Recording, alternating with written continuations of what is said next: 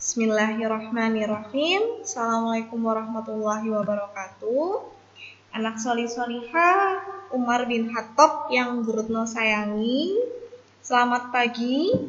Bagaimana kabar kalian semua hari ini? Insyaallah sehat walafiat ya.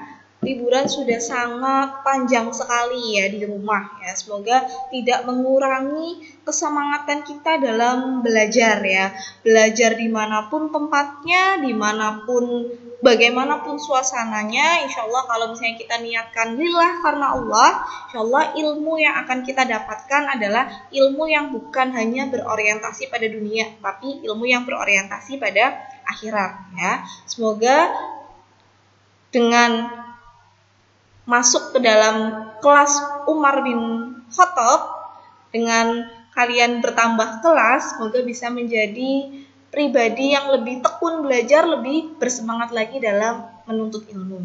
Nah, hari ini di pelajaran IPA kita akan membahas mengenai sistem gerak pada makhluk hidup. Nah, tujuannya agar kalian bisa mengerti organ-organ apa saja sih yang termasuk sistem gerak pada makhluk hidup. Nah, sekarang Bu Retno mau tanya, kalian pernah melihat gajah? Pernah melihat kanguru? Pernah melihat ikan? Nah, mereka bergerak menggunakan apa kira-kira? Kalau gajah, kaki ya. Manusia juga kaki. Kalau burung menggunakan sayap. Nah, kalau misalnya ikan menggunakan sirip. Nah, kira-kira berjalan atau berlarinya suatu pemain bola itu karena koordinasi apa saja? Nah, itu hewan dan manusia. Sistem pergerakannya adalah sistem pergerakan yang dapat berpindah tempat dari satu tempat ke tempat berikutnya. Tapi kalau tumbuhan, kita lihat di sini contohnya adalah bunga matahari ya. Di sini bunga matahari contohnya. Bunga matahari itu dia bergerak atau tidak kira-kira solih-solihah? Kemudian tanaman putri malu, dia bergerak atau tidak kira-kira solih-solihah? Ada yang bilang bergerak, ada yang bilang tidak. Nah, kenapa tidak bergerak? Karena dia tidak berpindah tempat, Bu. Tidak berpindah tempat dari satu sisi ke sisi yang lainnya atau satu tempat ke tempat yang lainnya. Kita tahu dulu sudah pernah di kelas 7 kita belajar mengenai ciri-ciri makhluk hidup. Ciri-ciri makhluk hidup umumnya ada bisa bernafas, kemudian bisa makan, kemudian bisa memerlukan makanan, bertumbuh dan berkembang, dan salah satunya adalah bergerak. Jadi kalau misalnya kita mengelompokkan bunga matahari itu sebagai makhluk hidup, berarti dia bisa bergerak. Walaupun dia tidak bisa berpindah dari satu tempat ke tempat yang lainnya, tapi dia juga mengalami pergerakan. Pergerakannya apa? Bunga matahari itu dia kalau misalnya berkembang, dia akan mengarah ke arah sinar matahari, ke arah matahari di mana berada. Kemudian akarnya dia menuju kemana? Akarnya walaupun matahari, mangga, pohon mangga, pohon-pohon yang lainnya, akarnya dia selalu menuju ke arah tempat sumber air. Kemudian batangnya dia selalu mengarah ke atas atau berlawanan dengan gravitasi bumi. Kemudian ada yang namanya tanaman putri malu. Dia kalau tersentuh berarti mempunyai rangsangan sentuhan, dia akan menguncup. Nah, itu berarti pergerakan putri malu itu menguncup pergerakannya walaupun dia tidak berpindah tempat. Sama seperti matahari, dia juga bergerak walaupun tidak berpindah tempat. Nah, kemudian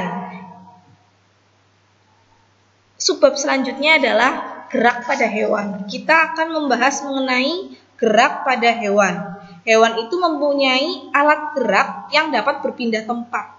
Ya, alat geraknya sama dengan alat gerak manusia, yaitu terdiri atas tulang atau rangka dan otot. Ya, kalau cuma tulang doang nggak bisa bergerak, kalau cuma otot doang juga nggak bisa bergerak. Nah, rangka hewan itu dibagi menjadi dua, yaitu rangka luar atau eksoskeleton dan rangka dalam endoskeleton. Kita bahas dulu yang eksoskeleton. Eksoskeleton adalah rangka luar yang berfungsi melindungi tubuh dan sebagai tempat menempelnya otot. Nah, contohnya adalah cangkang, kelompok hewan yang bercangkang. Nah, di sini tidak hanya yang bercangkang ya, tetapi yang mempunyai penutup tubuh yang lain. Contohnya kelas insekta. Nah, di sini kelas insekta contohnya adalah capung. Ini adalah kelas insekta. Insekta yang lain apa? Kupu-kupu, kemudian jangkrik dan lain sebagainya. Yang kedua adalah siput. Nah, siput ini mempunyai bentuk atau cangkang, punya eksoskeleton yang sudah sangat jelas sekali, yaitu rumahnya. Kemudian ada yang namanya bintang laut. Nah, bintang laut itu juga termasuk eksoskeleton. Ada udang atau lobster. Kemudian ada ubur-ubur. Walaupun kalau kita lihat ubur-ubur kan lembek, ubur-ubur kan lunak Bu, ya, tapi dia termasuk ke dalam eksoskeleton atau sesuatu yang mempunyai rangka luar yang berfungsi melindungi tubuh. Ada yang namanya ini kelas Myriapoda. Myriapoda itu ada dua, yaitu keluwing dan kelabang. Ada kepik atau masuk ke kelas insekta, ada kecoa juga masuk ke kelas insekta, ada jangkrik dan ada laba-laba. Kalau laba-laba masuk ke kelas arthropoda. Ya, ada kalajengking dan lain sebagainya.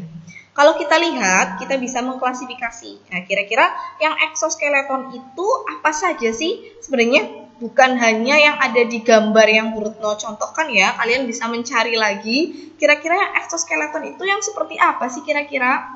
Nah, kalau kita melihat persebarannya, eksoskeleton itu adalah binatang-binatang yang berada di dalam laut, ya, tetapi bukan ikan, ya, yang berada di dalam laut tapi bukan ikan. Contohnya ubur-ubur, ada cumi-cumi, terus kemudian teripang dan lain sebagainya.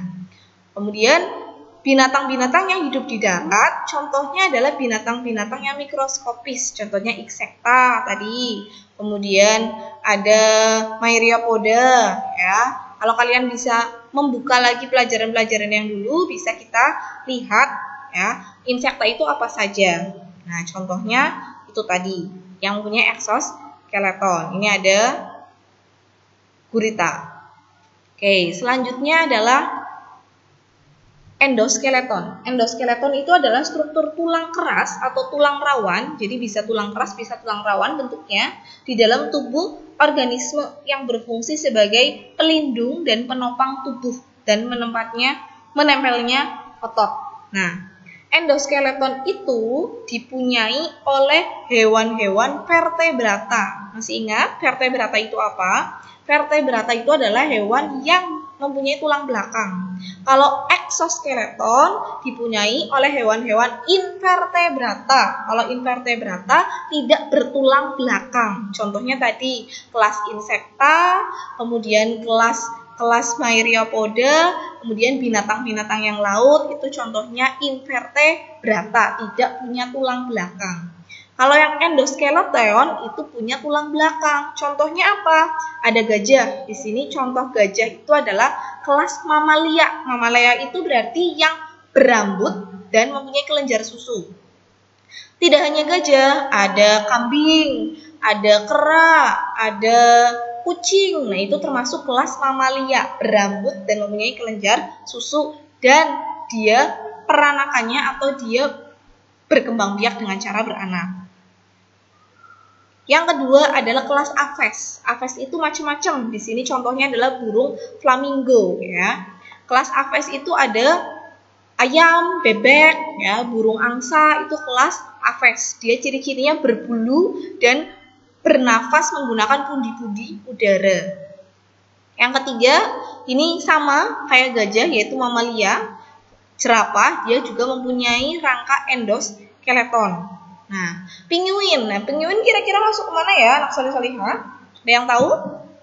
Nah, penguin itu masuk ke dalam kelas Aves, ya, berarti masuk ke dalam flamingo, ayam, burung, dan lain sebagainya. Jadi, penguin itu bukan mamalia, tapi dia termasuk ke dalam kelas burung-burungan, ya. Makanya ikan dan perkembangbiakannya adalah bertelur.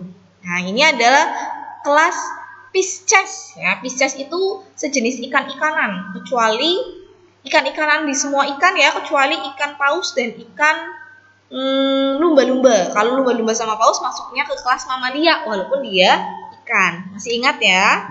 Nah, kemudian yang mempunyai endoskeleton lagi yaitu sejenis kelas reptil. Reptil itu macam-macam ya anak soleh-solehah. Ada ular, ada kadal, kemudian ada buaya, ada komodo, itu reptil. Kemudian kelas amfibi. Amfibi di sini contohnya adalah katak. Nah, di sini juga ada lele, berarti masuk ke dalam kelas Pisces. Ada sapi, masuk ke dalam kelas mamalia, dan kera juga masuk ke dalam kelas mamalia. Nah, ini semua hewan-hewan yang ada di slide termasuk endoskeleton, yaitu yang mempunyai struktur tulang keras dan tulang rawan. Nah, cirinya adalah contohnya adalah hewan-hewan vertebrata atau hewan yang mempunyai tulang belakang. Jadi semua hewan ini itu mempunyai tulang belakang ya. Jadi nggak hanya hewan yang ada di sini, hewan-hewan yang lain yang mungkin belum Brutno sebutkan juga kalian bisa tahu. Oh, itu termasuk endoskeleton. Oh, termasuk exoskeleton dari ciri-ciri yang sudah Brutno kemukakan. Nah, selanjutnya, sistem gerak itu sendiri itu apa sih ya? Jadi kita di dalam hewan, manusia, khususnya bukan tumbuhan ya, tapi khusus pada hewan dan manusia itu mempunyai sistem gerak.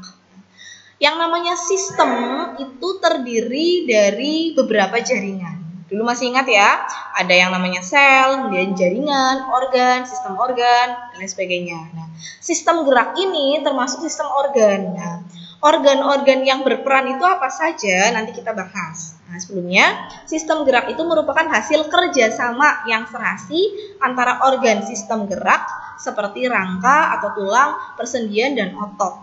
Jadi, organ-organ yang berperan dalam sistem gerak adalah ada otot, ada sendi. Sendi itu adalah tulang dan tulang, kemudian dihubungkan dari tulang dengan tulang, yaitu ada persendian, kemudian ada rangka atau tulang tersendiri. Nah, ini contohnya organ-organ sistem gerak.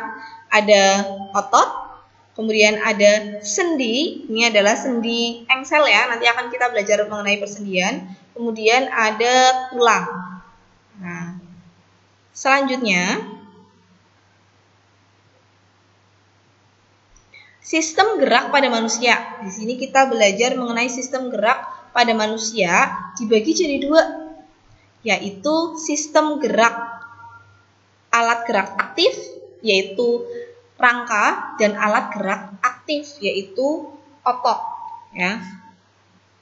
Jadi sistem gerak pada manusia itu terdiri dari dua, nggak mungkin hanya ada satu saja, cuman rangka aja tanpa otot, nggak bisa jalan. Kita cuman berdiri mematung saja. Tapi kalau otot saja juga tidak ada rangka, kita tidak bisa berdiri, malah lemes aja bawaannya. Nah, itu adalah sistem gerak pada manusia.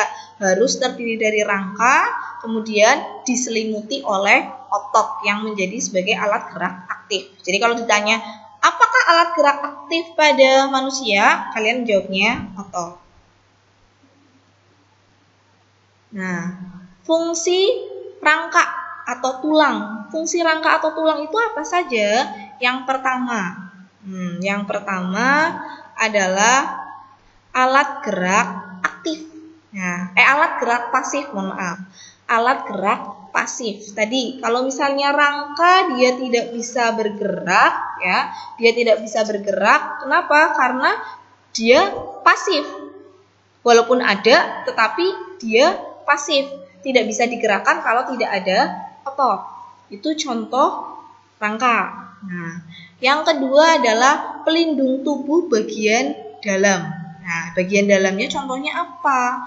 Misal ada rangka tulang rusuk. Nah, tulang rusuk itu melindungi apa? Melindungi jantung, melindungi paru-paru, terus kemudian melindungi ginjal, melindungi hati, dan lain sebagainya. Yang ketiga adalah sebagai penegak tubuh. Nah, jelas ya, kalau rangka itu fungsinya untuk menegakkan tubuhnya kita. Kalau kita nggak ada rangka, kita tidak bisa tegak tubuhnya.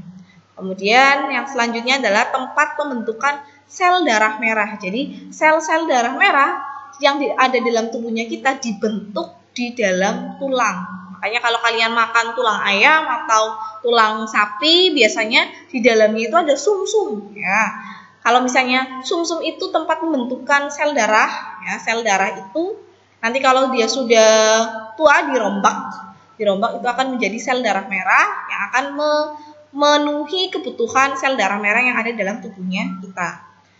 Yang selanjutnya adalah pembentuk tubuh. Jelas kalau misalnya kita nggak ada rangka, kita tidak bisa terbentuk tubuhnya. Contohnya adalah tulang tengkorak. Ya, tulang tengkorak, matanya ada di mana, terus kemudian hidungnya ada di mana, itu membentuk tubuhnya kita, membentuk tulang tengkoraknya atau membentuk wajahnya kita. Kemudian tempat melekatnya otot dan rangka. Ya, otot itu melekat pada tulang, mereka bekerja secara sinergi. Nah, itu adalah fungsi tulang atau rangka. Untuk selanjutnya adalah tulang. Nah, alat gerak yang pertama adalah tulang, yaitu salah satu organ yang berperan di dalam sistem gerak manusia. Nah, tadi ya, organ-organ yang ada di dalam sistem gerak itu apa saja? Tadi tulang, otot, dan sendi. Yang pertama kita bahas adalah tulang. Itu salah satu organ yang berperan dalam sistem gerak manusia. Yang kedua adalah rangka atau tulang pada tubuh manusia, termasuk salah satu alat gerak pasif, karena tulang baru akan bergerak bila ya digerakkan oleh otot. Berdasarkan sifatnya, tulang jadi dua, yaitu tulang keras dan tulang rawan. Tulang berdasarkan penyusunnya. Ya, tadi ya, lanjutkan.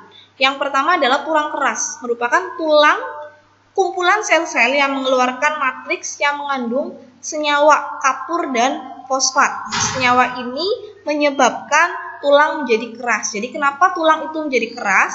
Karena ada kandungan kapur dan fosfatnya. Kalau tulang bayi bagaimana, Bu? Nah, kalau tulang bayi itu biasanya kandungan kapurnya itu lebih sedikit daripada tulang orang yang sudah dewasa. Biasanya kolagennya, sel-sel kolagennya itu lebih banyak di bayi ya daripada orang dewasa. Makanya kalau anak-anak yang masih kecil, kalau misalnya dia mempunyai kelainan tulang, lebih cepat disembuhkan. Kenapa? Karena kolagennya banyak. Pembentukannya itu, untuk pembentukan menjadi tulang kerasnya itu cepat. Tapi kalau misalnya orang yang sudah biasa, orang yang sudah dewasa, terus kemudian dia mempunyai kerusakan di bagian tulang, biasanya sembuhnya agak susah. Karena apa? Dia sudah mengalami pengerasan, kapurnya sudah banyak, jadi hancur. Kemudian nanti untuk kembali lagi kepada tulang yang lain atau pembentukan tulang baru itu akan sangat lama penyembuhannya. Nah, ini adalah tulang berdasarkan penyusunnya. Ada sel-sel tulang seperti ini ya. Tulang keras apa saja? Ada lakuna, ada lamela, kanalikuli, jaringan tulang, periosteum, dan lain sebagainya. Nah, kalian bisa mencari lakuna itu apa sih? Kemudian lamela itu apa sih fungsinya? Nah, kalian bisa mencari, kemudian dituliskan di buku tulis. Yang kedua, tulang rawan atau kartilago adalah jaringan ikat padat yang agak kenyal dan elastis. Nah, biasanya tulang rawan baik pada bayi maupun pada orang dewasa itu terdapat pada telinga, daun telinga, atau yang kita kenal dengan daun telinga, dan tulang pada hidung atau yang kita kenal dengan cuping. Ya, itu contoh tulang rawan. Kemudian tulang berdasarkan bentuknya. Apa saja tulang berdasarkan bentuknya? Yang pertama adalah ada tulang pipa. Kalian tahu ya, pipa itu seperti apa? Pipa itu bentuknya panjang, kemudian bagian tengahnya itu berlubang, itu pipa. Nah, tulang panjang atau pipa terdapat pada lengan atas, tulang paha, tulang betis, tulang jari, ruas jari. Di dalam rongga tulang pipa berisi sumsum merah. Ya, jadi pipa yang tadi dalamnya itu ada sumsum merah atau yang nanti akan membentuk sel darah merah. Nah, kalian bisa identifikasi sendiri yang ada di dalam tubuhnya kalian, tulang pipa itu apa saja. Nah, biasanya yang bentuknya panjang, berarti ada di tulang paha, di tulang lengan atas, di tulang pengumpil. Nah, nanti kalian lihat sendiri, apa sih yang kira-kira terdapat pada tulang pipa di dalam tubuhnya kalian. Yang kedua, ada tulang pendek, terdapat pada ruas-ruas tulang belakang. Nah, pergelangan tangan, pergelangan kaki, di dalamnya terdapat sumsum merah yang berfungsi sebagai tempat pembuatan sel darah merah dan sel darah putih. Kalau tadi hanya sumsum merah saja, kalau yang tulang pendek, di dalamnya terdapat sel darah merah dan sel darah putih. Contohnya pada ruas-ruas tulang belakang, pergelangan tangan, pergelangan kaki. Yang ketiga, ada yang namanya tulang pipih. Kalau tahu ya, kalau pipih itu berarti ya tipis, pipih. Terdapat pada tulang rusuk, tulang dada, tulang tempurung kepala, tulang belikat, dan tulang panggul. Dan yang terakhir adalah tulang yang tidak beraturan. Maksudnya tidak pipa, tidak panjang, tidak pendek, dan tidak pipih. Masuknya ke dalam tulang tak beraturan. Contohnya adalah tulang wajah dan tulang belakang. Nah, itu adalah tulang berdasarkan bentuknya. Oke. Tugas yang pertama, silakan anak solih-solihah bisa menuliskan, kelompokkan tulang-tulang berikut ini berdasarkan bentuknya. Nah, di sini ada 10 tulang. Misal kalian menuliskan tulang tengkorak. Nah, sebelahnya dikasih keterangan tulang tengkorak itu masuk ke dalam tulang pipa, apakah tulang pipi, tulang pendek, atau tulang beraturan. Sampai pada telapak kaki masuk ke dalam tulang jenis apa. Itu tugas yang pertama. Jadi anak solih-solihah, tugasnya itu kalian bukan hanya mendengarkan Bu Retno ceramah seperti ini, mendengarkan penjelasan dari Bu Retno, bukan. Tetapi yang Bu Retno jelaskan silakan bisa dirangkum di buku catatan. Tugasnya adalah merangkum apa yang Bu Retno sampaikan di buku catatan. Ya, yang namanya merangkum berarti tidak ditulis semua, hanya poin-poin pentingnya saja. Kemudian tugas yang dikerjakan di buku tugas, jadi bukunya kalau di IPA ada 2 ya, biar tidak tercampur-campur, ada buku catatan dan buku tugas. Kalau buku catatan tadi berisi rangkuman-rangkuman yang sudah Bu Retno jelaskan di slide, kemudian buku yang kedua adalah buku khusus tugas, seperti itu. Nah, selanjutnya pengelompokan rangka manusia. Nah, rangka manusia itu dibagi jadi 2, rangka aksial dan rangka apendikular. Nah, rangka aksial dan rangka apendikular. Rangka aksial itu terdiri dari ada tulang tengkorak, ada tulang belakang, dan tulang dada, dan tulang rusuk. Nah, yang pertama kita bahas terlebih dahulu aksial, aksis ya, adalah tulang tengkorak. Nah, yang pertama adalah tulang tengkorak. Ada tulang tengkorak sendiri dibagi menjadi 2 di sini ya. Bagian kepala itu ada tulang ubun-ubun, tulang kepala belakang, tulang baji, tulang pelipis, dan bagian muka. Rahang atas, rahang bawah, pipi, langit-langit, hidung, air mata, lidah, dahi, dan seterusnya. Nah, ini contohnya ya. Jadi tulang tengkorak ada tulang bagian kepala yaitu tulang ubun-ubun. Kemudian ada tulang pelipis di sini. Kemudian ada tulang tengkorak belakang. Terus kemudian ada tulang baji, berarti pelipis agak belakang ya, baji agak terdepan. Kemudian ada tulang dahi di sini. Nah, kemudian wajah itu apa saja? Ada tulang air mata. Kemudian ada tulang hidung, ada tulang pipi, berarti ada 2 tulang pipi. Ada tulang rahang atas, ada tulang lidah, tulang rahang bawah. Nah, itu contoh dari tulang tengkorak. Untuk selanjutnya ada tulang belakang. Nah, tulang belakang itu berarti yang ada di bagian belakang. Nah, ada 5 tulang belakang. Yang pertama adalah 7 ruas tulang leher. Di sini tulang leher maksudnya ya. Kemudian 12 ruas tulang punggung. Ada 5 ruas tulang pinggang, 5 ruas tulang kelangkang, dan 4 ruas tulang ekor. Jadi jumlahnya itu kalau nggak salah ada 33.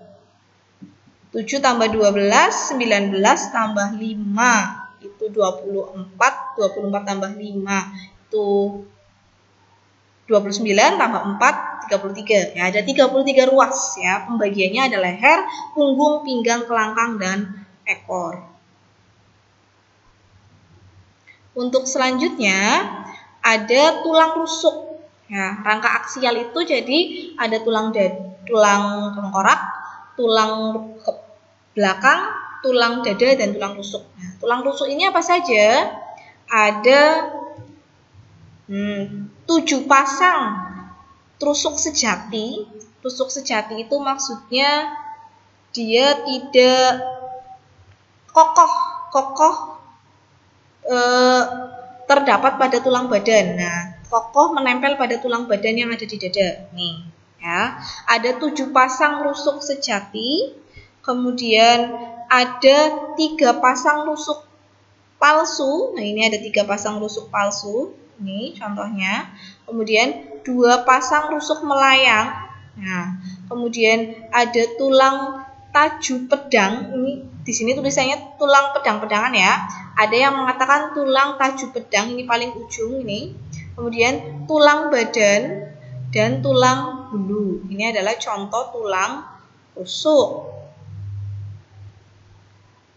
Untuk selanjutnya ada rangka apendikular. Ya, rangka apendikular itu terdiri dari 2, tulang anggota gerak atas dan tulang anggota gerak bawah. Nah, tulang anggota gerak atas itu dibagi jadi 2, yaitu gelang bahu. Gelang bahu itu berjumlah 2, yaitu di kanan dan di kiri. Masing-masing mempunyai tulang selangka. Ini selangka. Selangka itu berarti apa ya namanya? Yang melekat pada leher. Nah, itu selangka, dan tulang belikat, ini belikat. Ya. Tulang belikat melekat pada otot punggung. Nah, itu contoh gelang bahu. Jadi anggota gerak atas itu ada gelang bahu. Anggota gerak atas yang kedua adalah alat gerak bagian atas. Alat gerak bagian atas itu maksudnya tangan ya, anak soleh-solehah. Ini contoh dari tadi, ini gelang bahu ini adalah selangka. Ini yang Bu Retno tunjukkan di kursor selangka. Kemudian ini adalah belika.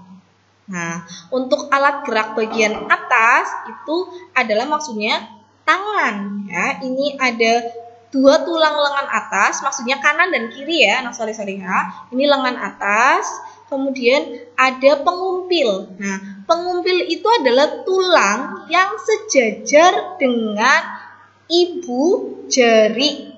Ya, soleh-solehah, tulang pengumpil kalau kalian luruskan ya, tulang pengumpil itu sejajar dengan ibu jari. Ya, kalau kalian raba tangan kalian itu dia mempunyai 2 tulang. Ada tulang pengumpil dan tulang hasta. Kalau tulang pengumpil itu sejajar dengan ibu jari. Kalau tulang hasta itu sejajar dengan tulang jari kelingking. Nah, kemudian ada pergelangan tangan, ada ruas-ruas jari tangan. Nah, itu adalah contoh anggota gerak atas. Kemudian kita lanjut ke anggota gerak bawah. Anggota gerak bawah itu terdiri dari gelang panggul dan kaki. Gelang panggul itu 2, kanan dan kiri ya. Terdiri dari panggul kanan dan kiri, tulang panggul, 2 tulang duduk, ya, 2 tulang kemaluan. Nah, di sini tulang usus itu maksudnya tulang panggul ya, atau tulang pinggul, mohon maaf. Tulang pinggul atau kita kenal dengan tulang usus. Gelang panggul sangat stabil karena berfungsi sebagai penahan berat tubuh. Nah, kemudian yang selanjutnya adalah alat gerak bagian bawah. Nah, tersusun dari 60 tulang.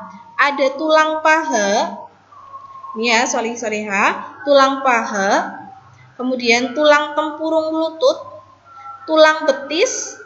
Tulang betis itu tulang yang bagian kaki, bagian belakang ya, bagian belakang.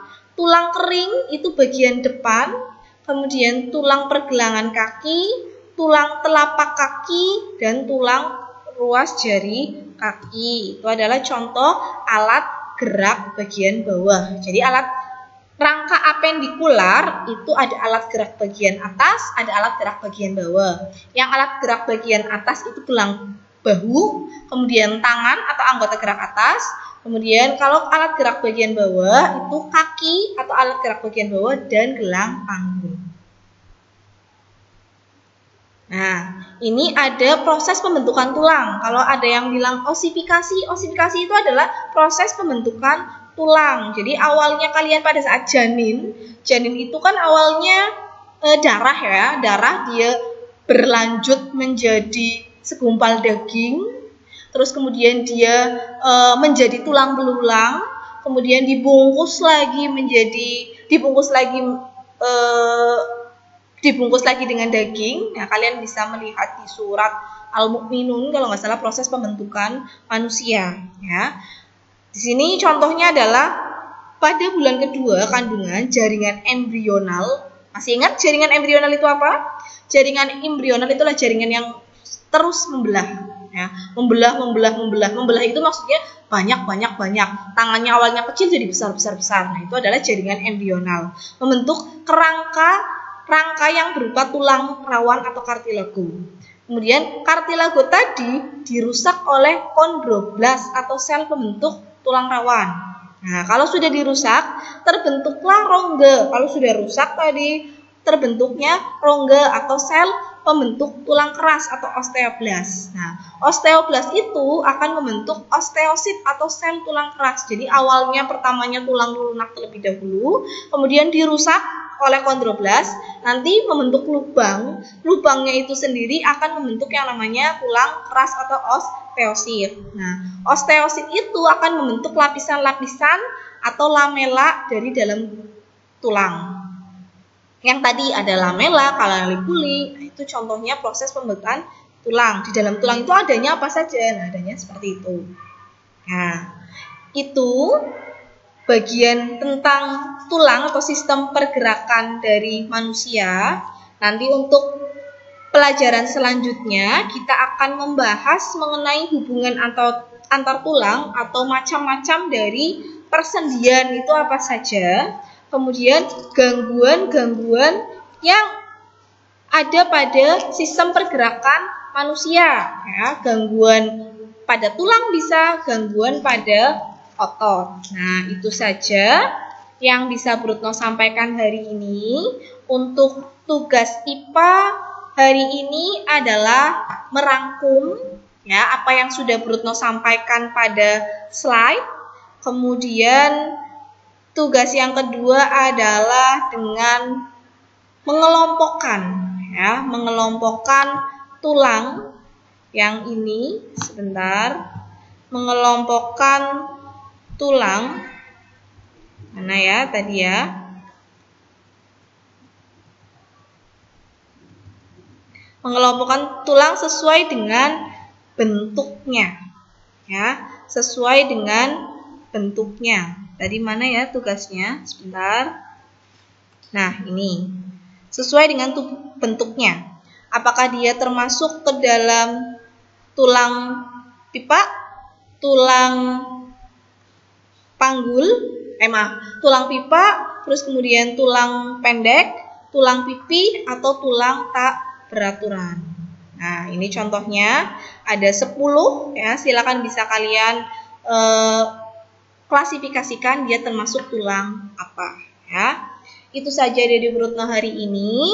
Sekian, selamat belajar anak solih-solihah ya. Sekian dari Bu Retno.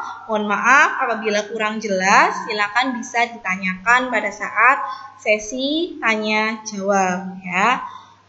Itu saja dari Brutno. Wassalamualaikum warahmatullahi wabarakatuh.